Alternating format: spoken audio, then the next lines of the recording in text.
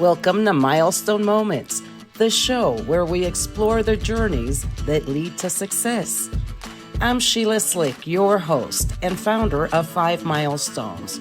In every episode, we will bring you insights from the minds of entrepreneurs, leaders, and experts who will share not just their expertise, but the milestone moments that have reshaped their journeys and led to significant achievements. So if you're looking for motivation, you're in the right place. Subscribe now and discover the milestones that mark the path to success.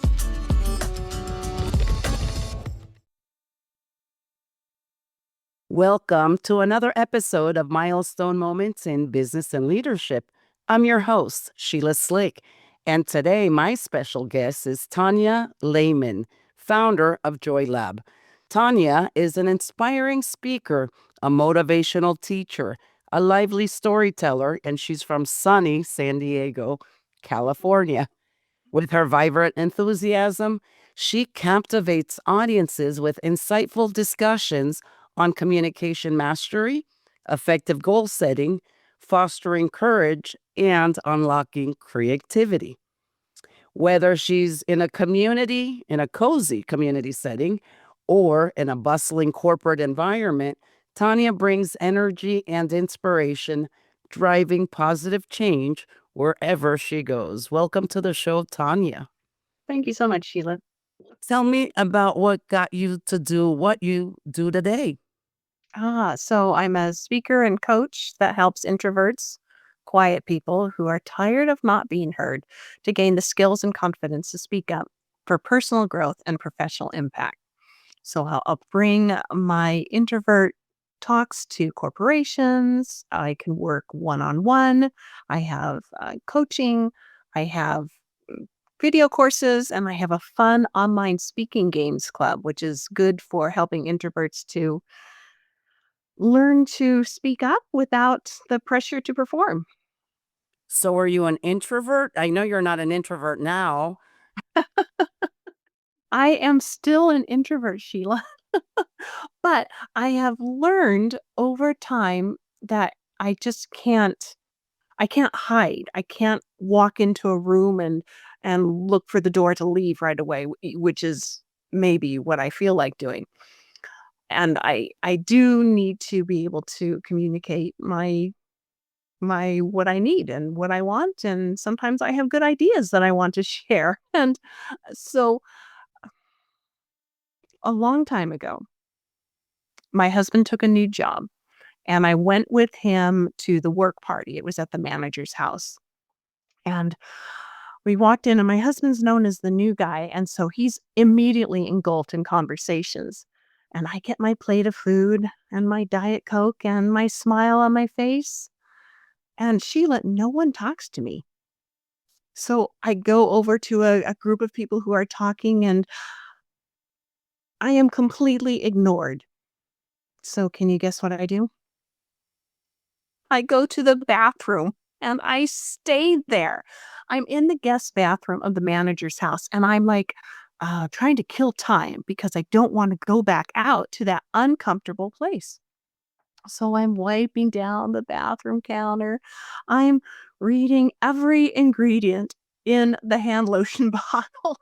And then finally, when I have to leave, I have to go out of the bathroom, guest bathroom, and I see somebody, and she's new to the party, and she's just like me, completely ignored. And so I go over to her and we clean together like we're on a lifeboat together. And, I actually enjoyed having a conversation with her the rest of that night. But just because I'm quiet doesn't mean I have nothing to say.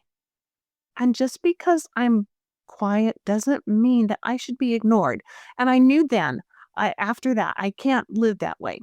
So even though I am still an introvert and would rather listen to you talk than be the talker, I knew that I had to learn some skills and train myself to be able to speak up when it's important.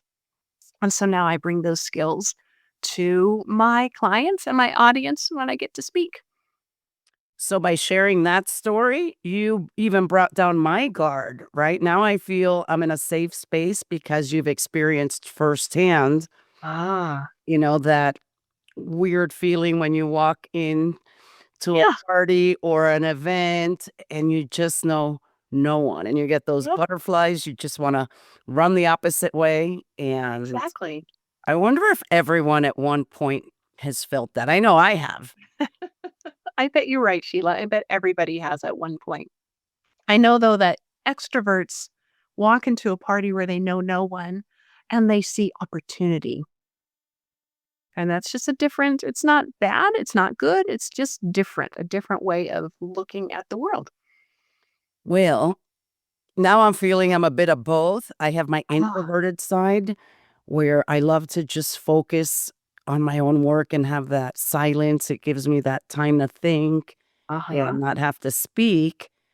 But I also like to step out of my comfort zone. And when I created this actual podcast, Tanya, I thought, Oh, well, I'm enjoying conversations and other people's podcasts. Why don't I start mine and have that opportunity to invite others to join me? And those first audios, it was like, gosh, well, even now, I'm probably still nitpicking them every time that I'm hearing them, and I still play them when, they go live. And it's something that you have to process and overcome and practice. What are some of the techniques that you use with the introverts? we're all going to be expected to spontaneously answer unexpected questions. I have a speaking games club. It's online, it's weekly, and we play games. And I was wondering if you would like to play one of my speaking games that demonstrates that ability to spontaneously speak up.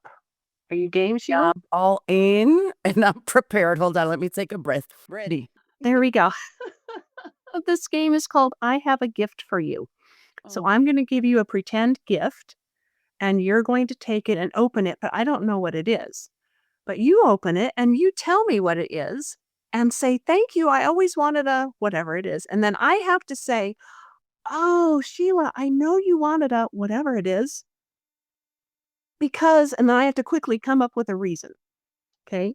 So, for instance, if I gave you a package, here's a gift, and you open it up and say, "Oh, Tanya, thank you so much for the real live turtle." Then I have to think quickly. Uh, well, I know you wanted a real live turtle because your pet snake wasn't feeling well or something like that. So the whole goal is to spontaneously come up with a reason and spontaneously coming up with a gift. So, you ready? Let's try and see. So, "Oh, Sheila, I have a gift for you." thank you, Tanya. Oh my God, Tanya, it's $1 million. Sheila, I knew you wanted $1 million because you wanted to buy that Pacific Island for all for yourself with the house and the swimming pool all to yourself. Okay, now your turn. Hi, Tanya. Nice to meet you. Here's Thanks. your gift. Oh, thank you. It's ruby red slippers from the Wizard of Oz. Thank you. Oh, well, you're welcome. So I have to answer. Now I forgot. Gosh. So tell me, why did you give me that gift? Oh, why did I give you that gift? Oh, no, I have to respond why I gave you that gift. Yes, you didn't know what you gave me. I Is just it told you it's Dorothy's ruby red slippers from the Wizard of Oz. Now you say why. so that you can follow the brick road? Isn't that like where all your dreams come true when you reach the end? Yes, exactly. So that's the I have a gift for you game. I do it in my speaking games club. And the whole point is to spontaneously answer and gracefully deal with uncertainty. I had no idea that you were going to give me I was going to give you $1 million. And then with that uncertainty, I had to have come up with an explanation. And it just had to be something fun. So, Good way to see it. in your work, do you work with youth, adult, in workplace settings, you said? Mhm. I have worked with middle schoolers and high schoolers, but not as much. It's not that it's just the market isn't there. The schools aren't bringing, they don't see the need. So it's more individuals who at work, they see somebody else being promoted. At work, they're sitting at a meeting and they have an idea, but instead of saying it, they're composing the email in their mind that they're going to send after the meeting when actually contributing in the moment. And it would be so much more powerful. So I work with those types of individuals. And then also, I'm really trying to get leaders to recognize the untapped potential. Introverts tend to get their work done. They go in their cubicle, their office, their Zoom home office, and they produce and they get their work done. But there's untapped potential. There's so much more that they can give, and they just may not feel like they can say anything. And the loudest voice in the room usually gets the attention. So, speaking of leaders, many leaders struggle with creating that psychological safety, Mhm. where perhaps they feel that the louder team member is the one that gets heard. What Mhm. would be one key piece of advice or one tip so that they can perhaps speak out? Mhm. Uh, have you ever been in a meeting where someone says something and it says, "Any questions?" "No?" "Okay." And then they go on and they say something else and, "Any questions?" "No?" "Okay." "All right, stop." That is not a good way to get feedback. Instead, present your idea and then pause. Let there be space. And then if one person is contributing a lot, great. They're giving a lot of good information. Thank you for that. Let's hear from somebody else. And then don't rush it because introverts have to be, you have to get into a routine where you feel that you can be heard, that you can speak up. If you are always, "Oh, okay, let's move on," when you're just about to say something, if the leader is always, "Okay, let's move on," without giving the quieter people a chance, then they're never going to be able to speak up. They're never going to contribute. So giving space and acknowledging and making it safe for somebody who's more quiet to contribute. You have something. So, when I hear the word safe, I would say one of the times that you feel that it may not be safe is when you perhaps don't agree, you disagree. Ah, Mm. yes. So, my opinion, and I want to hear yours, would be you first acknowledge that you understood that person's point of view, and then you have to show yours, right? So that you two can participate and your voice can be heard. Do you have a specific technique or one sentence that can stick in our minds so that next time we want to raise our hands to actually speak how we feel or share our perspective without, feeling like you're knocking what they're saying, or perhaps it's your boss? How do you handle that in respect to this psychological safety zone that we're talking about? Right, right. So that depends greatly on how the boss has handled other points of view in the past. So if the boss has always suppressed that, or I don't agree, let's move on, then so I work with leaders to be able to listen. And sometimes, we know how to do it. We know the right way. And we're just going to tell people how to do it. I don't know. But we do need to be able to listen to our teams. And so for the quiet people, our introverts, when you're in a meeting and there's a discussion and you're not quite agreeing and but you're trying to think how to say it and the discussion moves on, you can, when there's a really break, when the talkative person takes a breath, raise your hand, actually physically raise your hand so that you're obvious that you want to say something. And when they take a breath, say, "I want to address something that you spoke about a little while ago," and then say it. It's okay to talk about something that happened earlier in the conversation just because everything went on. There was, oh goodness, a time I was in a meeting and everyone was complaining about something. And in my mind, I'm thinking, you are all being whiny babies. You just need to, and of course I can't say that. But what I said when I had a chance was, this is a normal thing and we really should move on. And I said normal, the thing that was giving them agony, I knew as soon as I said normal that I had dismissed and minimized what was bothering them and trivialized it. And I just the conversation went on. And what I should have done, Sheila, is raise my hand again and said, you remember back when I said you were complaining about something that was normal? I apologize for using that word and for dismissing your concerns. I didn't. And instead, I got the big, long email from the boss. The lesson. Yes, I did learn a lesson. So, And you shared that lesson, so perhaps someone will learn from you today and prevent that next time they wanna raise their hand ah, to be heard, well, and that makes me feel better. Thank you. I'm sure we all have. That's why I ask, because I'd love to learn. So many times you're sitting and you wanna be nodding, but you wanna be saying like, "No, no, no, no, no." And I think that's when there's a little bit more apprehension in raising that hand as well. Not It's easy to agree. Oh, yes, yes. No, everything sounds great. I think it's harder when you don't agree or you Right. respectfully want to give your perspective or opinion. Mhm. Mhm. All right. And I'd love for you to share a milestone moment. The podcast is called Milestone Moments in Business and Leadership.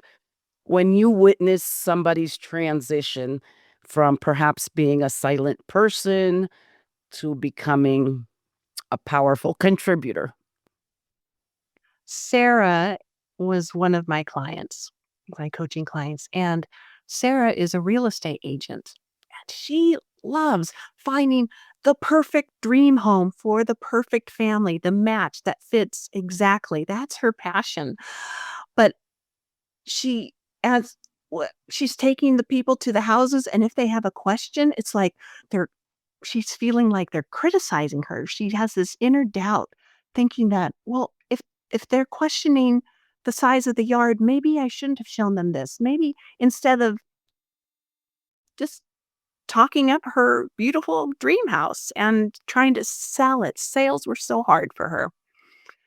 We worked together and worked on her inner critic, worked on spontaneously answering unexpected questions, worked on observing everyone else in the family because there are dynamics in the family and maybe one person is the dominant talker, but we worked on giving the quiet person in the relationship in the family looking for the house an opportunity to share what they see. And she just felt so much more confident and became so much more successful after working on her confidence. Oh, I love that. And I love how you share stories, because when you story tell and you share a story, you can visualize it and connect a little bit more with what we're Ah, talking about. So kudos to you. well, thanks, Sheila. So where can we play these games, or where can we find you online? My social media is Speak Up with Tonya, and you can find me at joylab.biz. My middle name is Joy, and I kind of find it's my default. So Joy Lab is my company, and I'm on LinkedIn, Tonya Lehman. Well, thank you so much for joining me today, Tanya. It's been fun, Sheila. Thank you. And thank you all for tuning in to another episode of Milestone Moments in Business and Leadership. Until next time.